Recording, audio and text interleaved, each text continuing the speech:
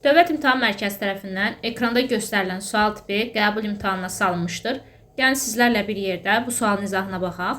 Şərtdə deyilir ki, cisim yer səthindən h1 bərabərdir r hündürlüyündə olduqda ona təsirin ağırlıq qüvvəsi F-dir. Bu cisim yer səthindən h2 bərabərdir 3r hündürlükdə olduqda ona təsirin ağırlıq qüvvəsi nəyə bərabər olar?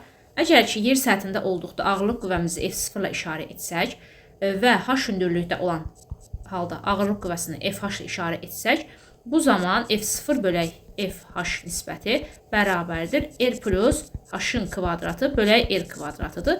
Bu da düsturlardan alınır. Hansı ki, F0 bərabərdir J vuraq kiçik M böyük M bölək R kvadratıdır. Amma müəyyən bir H hündürlükdə olduqda FH bərabərdir J vuraq kiçik M böyük M bölək R plus H-ın kvadratıdır.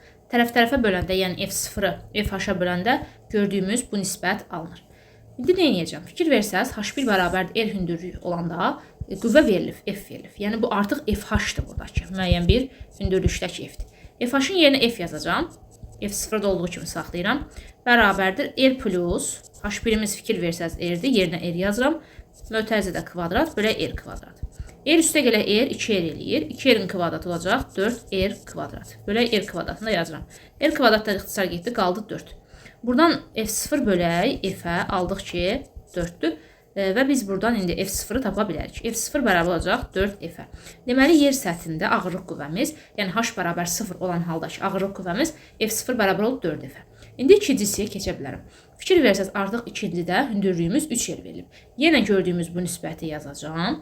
F0-ın yerinə bayaqlar aldığım 4F yazacağım. Yazaq. F0-ın yerinə 4F yazıram. FH olduğu kimi saxlayıram. R plus H-ın kvadratı. İndi artıq burada H-ın yerinə 3R yazacağım.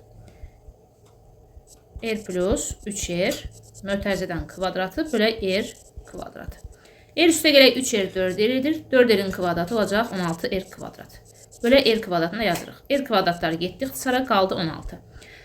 Buradan artıq biz FH-ı tapa bilərik. FH bərabər olacaq 4F bölək 16-ya. Və 16 ilə 4 aparıram ixtisar, sürətdə 1, məxrəcdə qaldı 4. Deməli, cavab olacaq F bölək 4. A bəndi.